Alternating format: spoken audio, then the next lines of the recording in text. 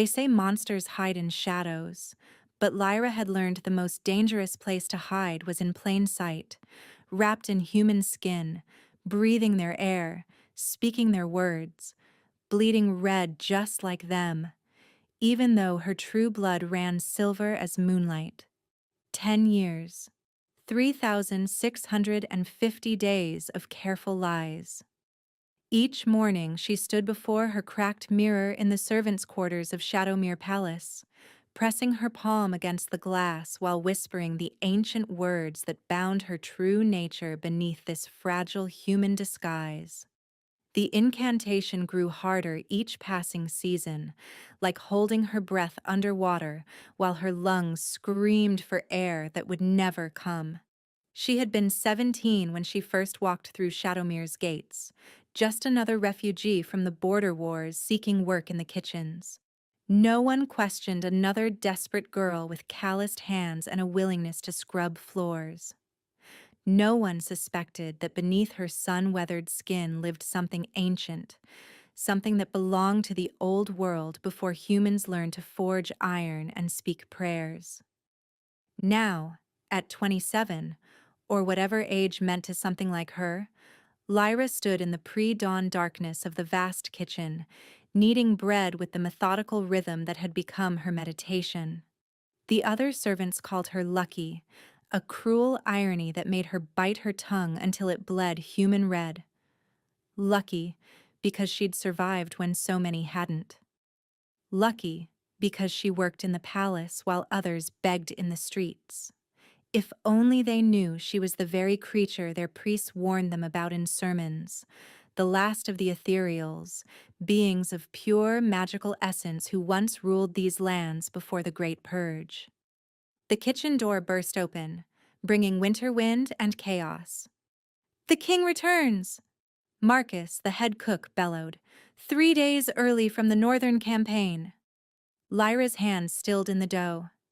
King Theron Blackstone, the alpha who had inherited his throne 5 years ago when his father died mysteriously in his sleep. The same alpha whose wolf could supposedly smell a lie from 3 kingdoms away, whose eyes, dark as winter nights, saw through every pretense and facade. She had managed to avoid him for 5 years, keeping to the kitchens during royal functions, disappearing into the servant passages whenever his presence filled the palace like smoke from a wildfire. But sometimes, in the deep of night, she felt him. A pull like gravity, like drowning, like every mistake she'd ever run from calling her home. The other servants erupted into motion, but Lyra remained frozen, flour dusting her arms like snow. Because she could feel it now, his presence approaching the palace like a storm rolling in from the sea. Her true nature stirred beneath her human mask, recognizing something in him that terrified her more than any witch hunter's blade or priest's holy fire. "Lucky," Marcus snapped. "Stop daydreaming. We need fresh bread for the king's table." She forced herself to move, but her hands trembled. Today felt different. The air itself held its breath. Strange signs had been appearing lately.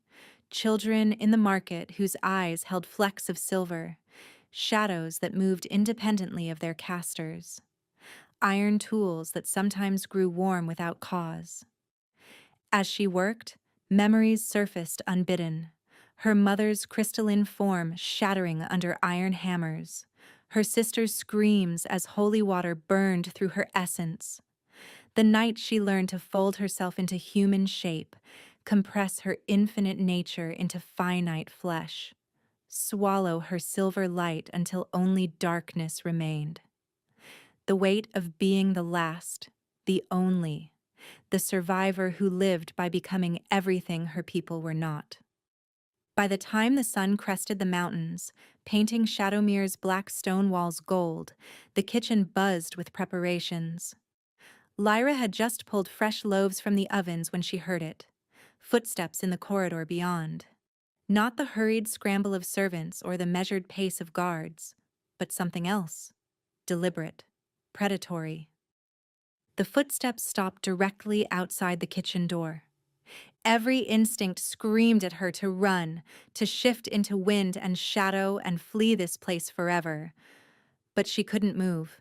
Her human disguise held her like a prison, and beneath it, her true nature writhed in recognition of what stood beyond that door.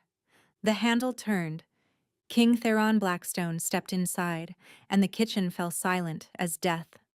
He was exactly as the stories claimed, tall enough to dwarf most men, shoulders broad as mountain ranges, with hair dark as raven wings and a face carved from stone and shadow. But it was his eyes that stopped hearts, deep brown with flecks of gold, holding the weight of every secret ever whispered in darkness. Those eyes swept the kitchen, past cowering servants and steaming pots, past everything and everyone until they found her.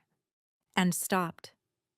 The world narrowed to that singular moment, the Alpha King staring at a flower-covered servant girl, while something primal and undeniable stirred in the space between them. For 10 eternal seconds, neither moved. The kitchen held its breath while Lyra's heart hammered against her ribs. Too fast, too hard, too human. She forced herself to bow with the others, keeping her eyes fixed on the stone floor where flour had mixed with her footprints to create small clouds of dust.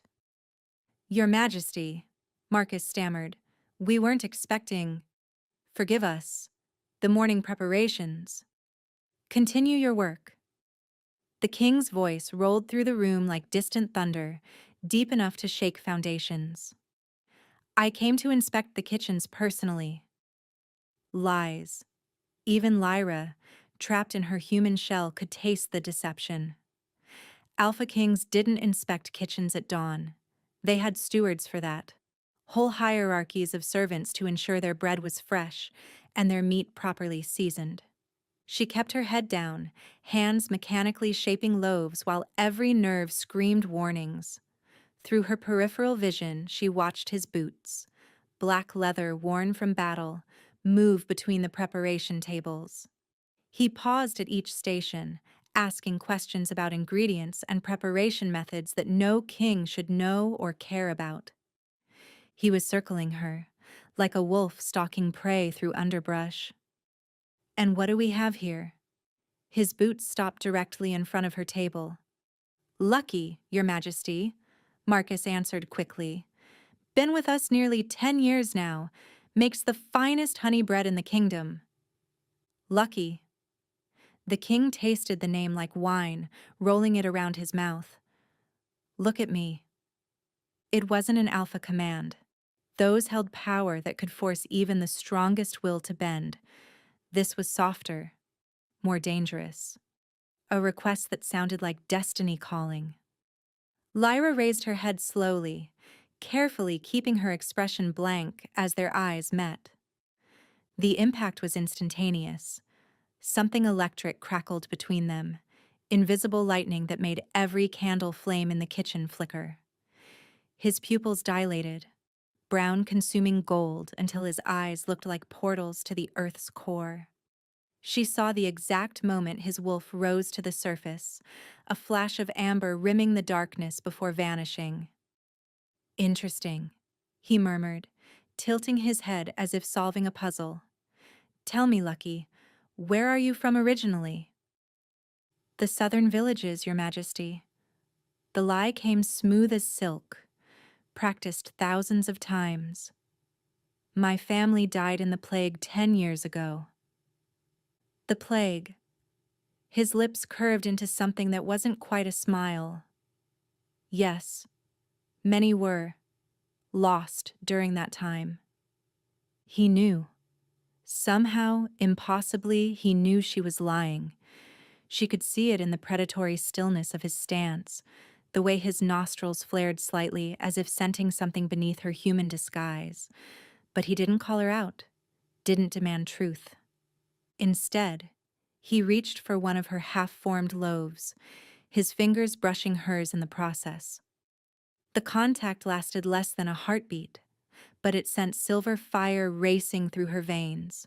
Her true nature surged against its bonds, desperate to answer whatever had just called to it through his touch.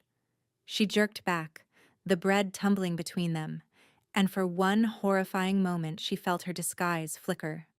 Her shadow on the wall shifted wrong, too many angles, too much depth, like looking at a reflection in broken water. The air around her shimmered with heat that had nothing to do with the ovens. The king's eyes widened fractionally. "Forgive me, your majesty," she gasped, dropping to her knees, genuinely terrified now. "I'm clumsy. Rise." The command was gentle but absolute. She stood on shaking legs as he studied her with an intensity that could peel paint from walls. "You'll serve at tonight's welcome feast." "But your majesty?" Marcus interjected. "Lucky works in the kitchens, not the dining. Tonight, she serves." His tone brooked no argument. Then, to her specifically, "Wear something fitting for the great hall. You'll pour wine at the high table." The high table, where she'd be exposed to every noble, every advisor, every person who might notice something amiss. Where she'd have to stand for hours under the scrutiny of beings who hunted her kind for sport. But worse than that, where she'd be near him. One more thing. The king turned at the doorway, his dark gaze finding hers across the chaos of the kitchen. "Your shadow, Lucky. You might want to tend to it." Her blood turned to ice. She glanced down to find her shadow stretched in impossible directions, writhing like something alive, reaching toward him with gossamer fingers that belonged to no human form. It had been misbehaving more frequently lately, as if her disguise was weakening after a decade of constant use. When she looked up again, he was gone, leaving only the echo of his presence and the terrible certainty that her decade of hiding had just ended. The great hall transformed at sunset, 1,000 candles casting dancing shadows across stone walls that had witnessed centuries of secrets. Lyra stood in borrowed servant's attire, a deep blue dress that actually fit, unlike her usual shapeless kitchen garb, trying to calm the storm beneath her skin. "Remember?" Helena, the head serving woman, whispered harshly. "Pour from the right, never speak unless addressed, and whatever you do, don't look the nobles in the eye." If only it were that simple.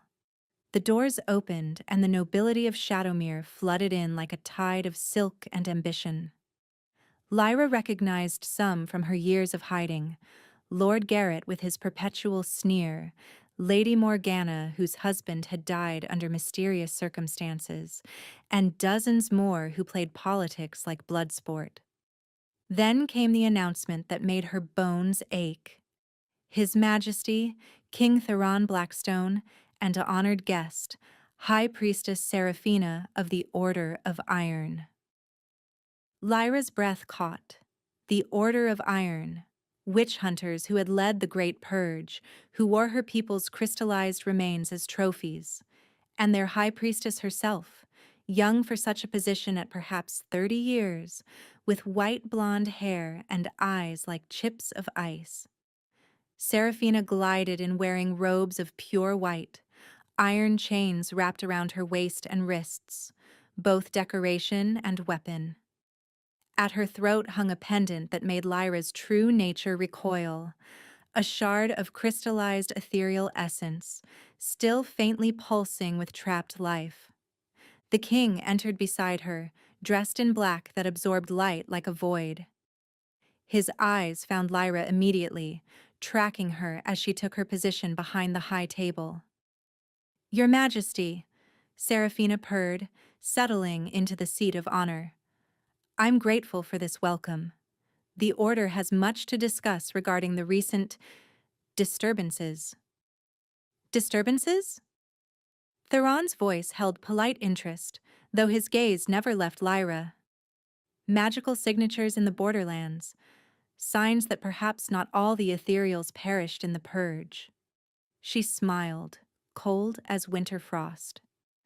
We suspect at least one survivor walks among us, hidden behind human guise. There have been anomalies, children born with silver-flecked eyes, shadows that move strangely, iron that grows warm without cause. Lyra's hand trembled as she poured wine, a single drop splashing onto the white tablecloth like blood on snow. So others had noticed the signs she'd been seeing.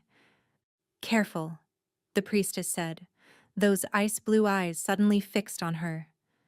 Nervous hands often indicate guilty conscience. "Leave the girl be," Theron commanded softly. "She's unused to serving the high table."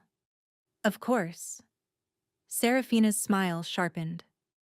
"Though I must say, Your Majesty, your servants have an unusual energy about them." The meal progressed with agonizing slowness.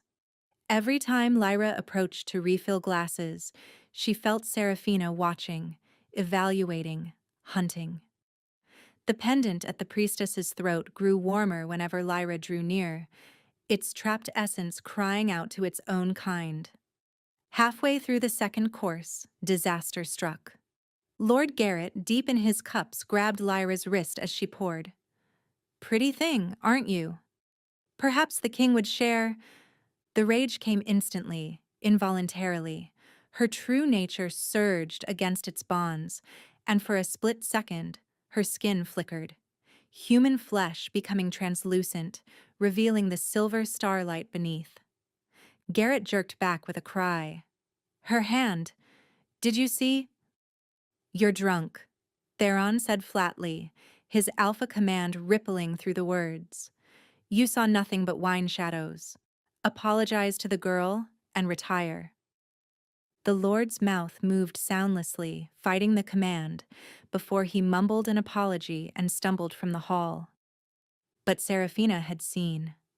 Her eyes gleamed with predatory triumph. "How fascinating," she murmured, rising gracefully. "Your Majesty, might I perform a small demonstration?" The Order has developed new methods for detecting hidden creatures. Before Theron could respond, she pulled out a vial of clear liquid. Holy water mixed with iron shavings, Lyra realized with horror. The priestess began splashing it on nearby servants, who merely looked confused, as the water harmlessly dampened their clothes. "You see? Harmless to humans." Seraphina approached Lyra with deliberate steps, but to an ethereal. Lyra backed away, but there was nowhere to run. The priestess raised the vial, and time seemed to slow. The water arced through the air, catching candlelight like falling stars. A hand shot out, catching the water before it could touch her. Theron stood between them, the holy water sizzling against his palm, burning his skin with the sound of meat on a hot pan. The hall gasped collectively. "Your Majesty," Seraphina stepped forward. "You're injured." "You forget yourself, priestess." His voice could have frozen flame. "No one threatens what is mine." The possessive claim rang through the hall like a bell toll. Mine. An alpha's claim, witnessed by hundreds. Seraphina's eyes narrowed. "She's not human, Your Majesty. Surely you can sense." "I sense," Theron interrupted, "that you've overstayed your welcome. Guards, escort the priestess to prepare for departure. She will remain as our guest until certain matters are resolved." As guards surrounded her, Seraphina's gaze locked on Lyra with naked hatred. "The Order knows what you are, abomination. We've been hunting your kind for 10 years, and we won't stop now." The palace corridor stretched endless and empty, lit only by moonlight streaming through tall windows. Lyra ran, her borrowed dress tangling around her legs, her human disguise fracturing with every step.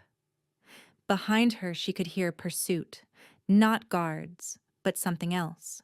A presence that made her bones sing and her true nature claw at its prison.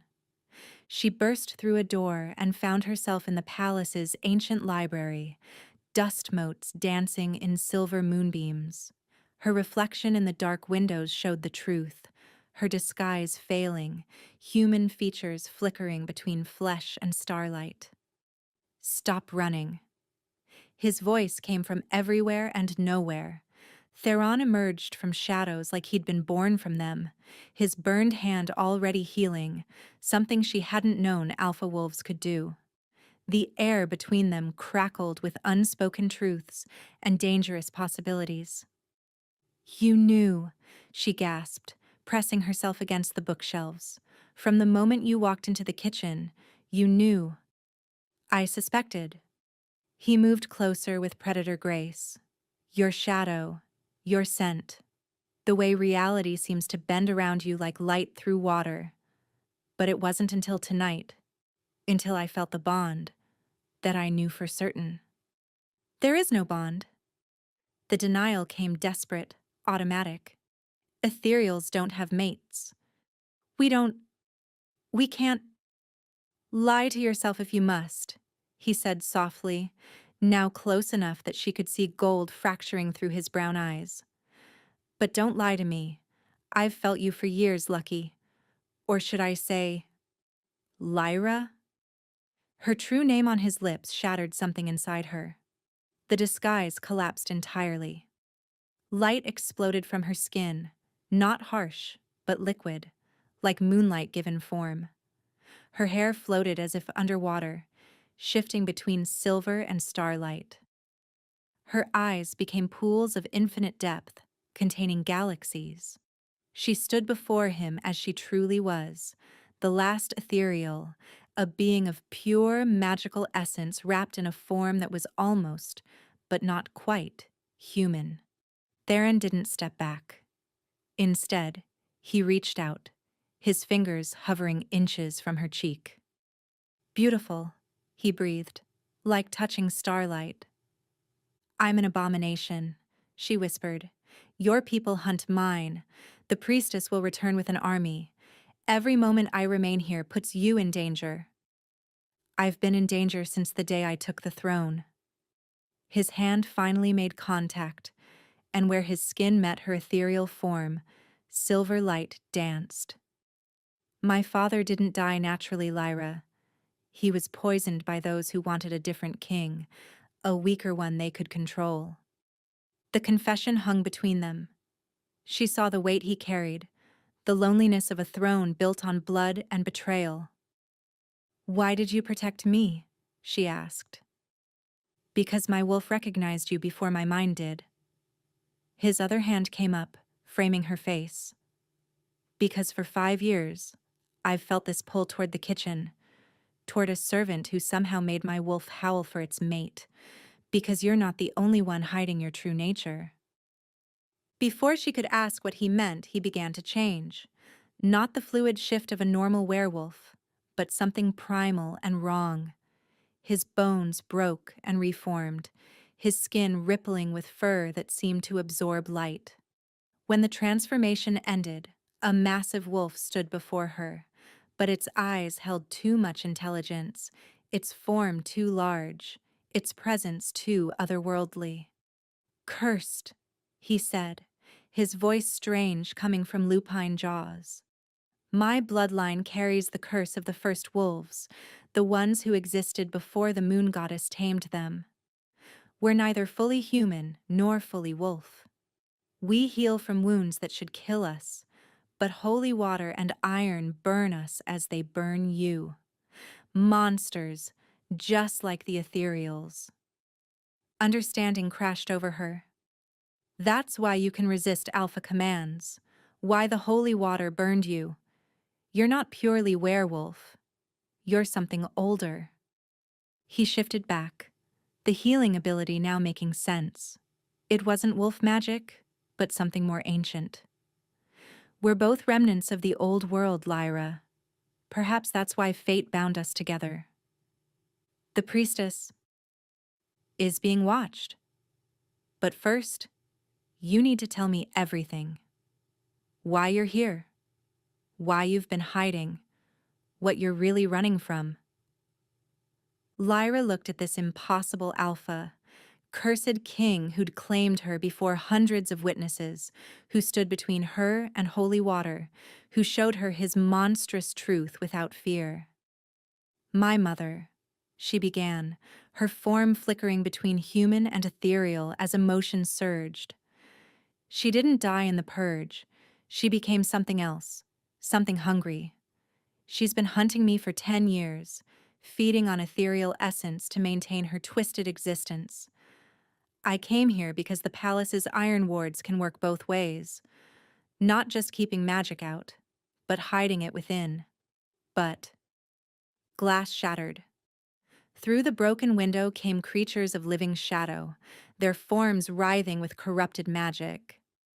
At their center floated a being that might once have been beautiful, an ethereal whose light had turned to darkness, whose essence consumed instead of creating. "Hello, daughter," her mother said, voice like breaking bells. "Time to come home." The shadow creatures lunged simultaneously, their forms spreading across the library like spilled ink. Ancient books crumbled at their touch, centuries of knowledge dissolving into ash. Lyra's light flared instinctively, creating a barrier that made them recoil with shrieks that weren't quite sound. Protective of your pet human? Her mother drifted closer, a perversion of what ethereals should be. Where Lyra glowed silver soft like moonlight, Morrigan blazed with stolen light. Too bright, too harsh, feeding on itself. How disappointing. I raised you to be apex, not prey. You raised me to run, Lyra spat back, her form solidifying with anger. To watch you drain our own kind for power. Theron moved to stand beside her, his cursed wolf rippling just beneath his skin. You must be the disturbances Seraphina mentioned. Morrigan's laugh was like shattering crystal. The little priestess? She's been useful, following my breadcrumbs, flushing out the hidden ones for me to harvest, though she doesn't know it yet. Her attention fixed on Theron with predatory interest. And what are you? Not quite wolf, not quite human. How delicious. Get behind me, Theron commanded, but Lyra grabbed his arm. Number. She's here for me. This is my fight. Our fight, he corrected, and before she could protest, he partially shifted. Not full wolf, but something between, retaining human shape while gaining wolf attributes. His burned hand completed its healing, claws extending, eyes blazing gold. You claimed me as yours when you ran. I claimed you as mine when I stood between you and the holy water. That makes us pack. The word pack resonated with power older than kingdoms. Morrigan's expression twisted. Mate bonds, such primitive magic. She gestured, and her shadow servants attacked again. The battle erupted in chaos. Theron fought like something from nightmares. Too fast, too strong, tearing through shadows with claws that shouldn't exist. But for every shadow destroyed, two more formed from the spreading darkness. Lyra's light began to falter. 10 years holding human form had weakened her, made her essence sluggish. She watched in horror as one shadow slipped past her failing barrier, heading straight for Theron's exposed back. No! She moved without thinking, throwing herself between them. The shadow's claws raked across her shoulder, tearing through ethereal form like paper. She screamed, not in human voice, but in harmonics that shattered every remaining window. Silver blood sprayed across ancient stone. Where it landed, flowers bloomed impossibly, moonflowers unfurling in seconds, their glow pushing back the darkness. The signs she'd been seeing, children with silver-flecked eyes, warm iron, suddenly made sense. Her essence had been slowly leaking into the world, seeding it with ethereal magic. Lyra! Theron caught her as she fell, and something primal snapped inside him. The curse he'd controlled his entire life erupted outward. His form expanded, twisted, became something that belonged in humanity's oldest nightmares. Not wolf, not man, but the thing that spawned both. 12 feet of muscle and shadow, eyes like molten gold, maw filled with teeth that could crack mountains. The first wolf, the original monster. Even Morrigan stepped back. With a roar that shook the palace foundations, Theron attacked. Not with strategy or skill, but with primordial rage. He tore through shadows like tissue, his very presence making reality buckle. The cursed bloodline that had been his family's shame became weapon, became wrath, became retribution. But Morrigan had lived 10 years feeding on power. As Theron charged her directly, she smiled and spoke a single word in the old tongue. Stop. The command hit him like a physical wall, not an alpha command, but something older. The same magic that had once bound the first wolves, forcing them to submit to the moon goddess. Theron crashed to his knees, his monstrous form fighting against invisible chains.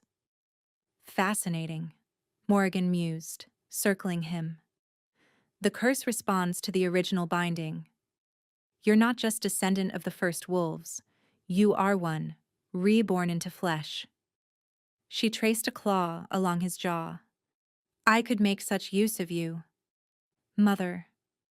Lyra struggled upright, silver blood still streaming. Please, take me. Leave him. Take you? Morrigan laughed. Oh, daughter. I don't need to take you. You're going to give yourself to me. She gestured, and more shadows grabbed Theron, spreading him between them like a sacrifice. His monstrous form began to shrink, the curse being forcibly suppressed, leaving him human and vulnerable. Here's your choice, Morrigan said sweetly. Give me your essence willingly. Let me drain you properly, and I'll spare your mate. Refuse, and I'll make you watch while my shadows tear him apart piece by piece. Lyra looked at Theron, suspended between shadows, his eyes blazing defiance even as his body failed. She thought of 10 years running, 10 years hiding, 10 years of careful lies to survive. No more. You want my essence? She stood, her form blazing brighter despite her injury. Then take it. She walked toward her mother, each step leaving moonflowers blooming in her wake. But as she moved, she began to speak in the old tongue, not to Morrigan, but to the palace itself, to the iron in its walls, to the ancient wards. The iron wards responded to Lyra's call, ancient protections built into Shadowmere's foundation suddenly revealing their dual nature. Designed centuries ago not just to repel, but to contain, they awakened at an ethereal's command, forming a cage of pure intention. Morrigan realized the trap too late. What are you doing? She snarled as iron-laced energy crackled through the air, making both ethereals flinch. Something I should have done 10 years ago. Lyra's form grew brighter, not with healthy light, but with the dangerous glow of a star about to supernova. Iron doesn't just hurt us, Mother. In high enough concentration, it can force us back to our pure state. Formless, powerless, essence without consciousness. You'll destroy yourself too.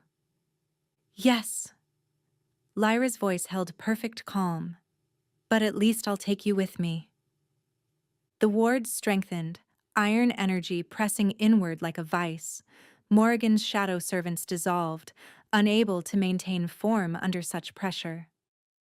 The corrupted ethereal herself began to flicker, her stolen power fighting against dissolution. You would die for him? Morrigan gestured at Theron, still suspended but watching with desperate eyes. For a cursed mongrel who'll live maybe 60 years while you could exist for millennia?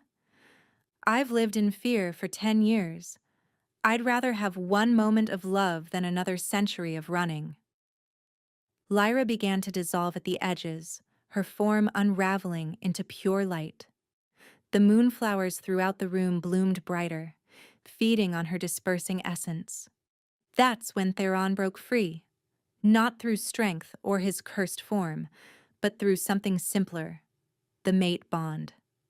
Lyra's impending dissolution sent agony through their connection, and his wolf responded with primal fury that shattered Morrigan's weakening control. He crashed to the floor and immediately lunged, not at Morrigan, but at Lyra, wrapping his arms around her dissolving form. "Stop," he commanded. "Not as an alpha, but as her mate. You don't get to leave me." "The wards can be transformed." He pressed his forehead to hers, and she felt it. His wolf, his curse, the monstrous thing inside him reaching out. "You're not the only one who can sacrifice, little star." She felt his intention through their bond, and horror flooded her. "No, you can't." "My curse for your freedom." He smiled, and it was beautiful and terrible. "The first wolf's essence is older than your mother's corruption, older than iron wards. If I release it fully, it will change everything, not destroying but transforming. I won't let you." "Then we do it together." His gold-flecked eyes blazed with certainty. "Your light, my darkness, creation and destruction. Balance." Morrigan screamed, realizing what they meant to do. She threw herself at them, no longer beautiful but monstrous, all pretense of ethereal grace gone. Lyra looked into Theron's eyes and saw forever. "Together," she agreed. They released everything simultaneously. Lyra's ethereal essence exploded outward in waves of pure creation, light that gave rather than took, healing rather than destroying. The moonflower seeds that had been spreading throughout the kingdom for months suddenly bloomed everywhere, in every crack and corner where her essence had touched. Theron's curse erupted in response, darkness that devoured, the primordial hunger of the first wolf unleashed without restraint. Where light met darkness, impossible things happened. The iron wards didn't break. They transformed, becoming silver, then gold, then something that had no name, because it had never existed before. Throughout the palace, children who'd been born with silver-flecked eyes suddenly understood what they were, not cursed, but evolved. Morrigan's corrupted form, caught between creation and destruction, began to unravel. Her stolen power returning not to its victims but to the world itself, seeding it with new possibilities. "This is impossible!" she shrieked as her form dissolved. "Ethereals and wolves are opposite forces. You can't—" "We're not opposites," Lyra said, her voice harmonizing with Theron's growl. "We're balance." The explosion of power should have destroyed them all, should have leveled the palace, shattered the mountain, rewritten the laws of nature. Instead, it reformed everything. Morrigan's essence, purified of corruption, dispersed into the cosmic flow. The twisted hunger that had driven her finally ended. The iron wards throughout the palace transformed into something new, neither keeping magic out nor trapping it in, but channeling it, balancing it, making it part of the world's fabric. And at the center of the transformation, Lyra and Theron collapsed into each other, forever changed.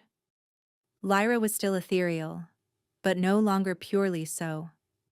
Threads of shadow wove through her silver light, Theron's essence permanently entwined with hers. She could hold human form without effort now, the wolf curse stabilizing what had always been fluid. Theron remained cursed, but differently. The first wolf no longer fought against his human side, but merged with it. His eyes held permanent flecks of gold among the brown, and shadows bent strangely around him. They were neither fully their original selves, nor completely transformed. They were something new, something balanced. Dawnlight crept through the shattered windows. Where their combined power had erupted, impossible gardens bloomed, moonflowers and shadow roses, plants that shouldn't exist growing side by side. Footsteps pounded in the corridor. Guards burst in, weapons drawn, only to freeze at the sight before them. Their king holding a being of living starlight while surrounded by impossible flora. Behind them came Seraphina, iron chains rattling, ready for war. She stopped dead at the library's threshold, her pendant, the crystallized ethereal essence, suddenly blazing with warm light rather than cold death. The throne room of Shadowmere Palace had never seen anything like this, a trial where the accused stood proud while the accuser trembled.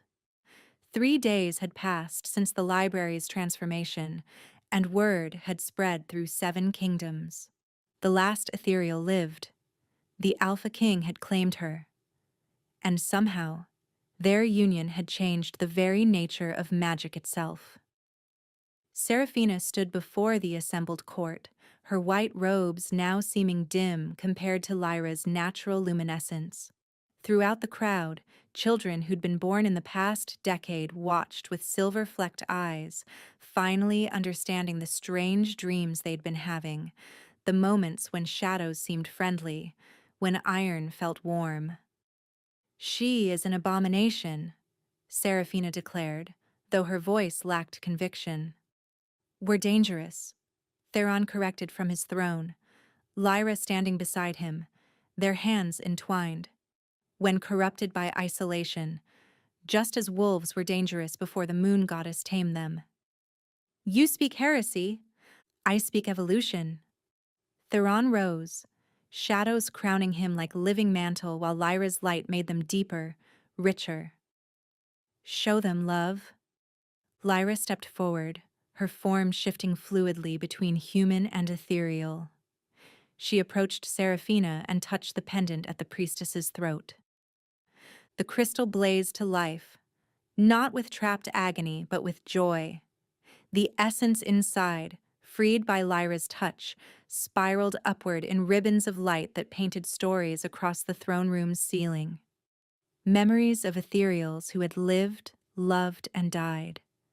And more. Visions of them joining with the world itself, their essence spreading like seeds. "They never truly died," Lyra said softly. "When my kind were killed, our essence didn't vanish. It dispersed, seeded itself into the next generation. Every child born since carries a fragment of what we were." The pendant crumbled to dust, but instead of looking diminished, Seraphina stood stunned. Where the crystal had rested against her skin, silver marks appeared, not burns, but blessing marks. "The prophecies," she whispered, "the convergence, when all magical races would become one. We thought it meant domination, but—" "Unity," Lyra finished. "Your iron chains, our ethereal essence, wolf curses, human adaptability, all parts of a greater whole." A commotion at the door interrupted them. Guards dragged in Lord Garrett, but changed. His skin bore unstable ethereal shimmer, his form flickering wrongly. "He tried to steal essence from one of the gifted children," a guard reported. Garrett snarled, lunging at Lyra desperately. Theron moved to intercept, but Lyra raised her hand, stopping him. Instead of defending, she opened her arms. Garrett crashed into her and passed through, his corrupted form unable to hold against pure acceptance. He collapsed, human again, shaking. "Power taken by force corrupts," Lyra said, helping him stand. "Power given freely transforms." She placed her hand on Garrett's forehead, and a small portion of her light passed to him, not enough to change his nature, but enough to show him what he could become with patience and acceptance. Theron raised his hand for silence. "From this day forward, Shadowmere Palace opens its doors to all, human, wolf, and whatever new forms emerge. We'll teach balance, not segregation." "And the Order of Iron?" Seraphina asked. Becomes the order of balance, Lyra suggested. Protectors, not hunters. Serafina looked at the silver marks on her chest, then at the children throughout the room beginning to understand their dual nature. I accept. 3 months later, the transformation was complete. Shadowmere had become a beacon. The gardens where moonflowers grew alongside shadow roses became a pilgrimage site. Children who showed signs of ethereal gifts came to learn control. Wolves who struggled with their curses found peace in Theron's teachings.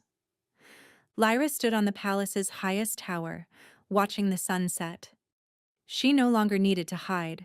Her form shifted freely between human and ethereal as her mood dictated.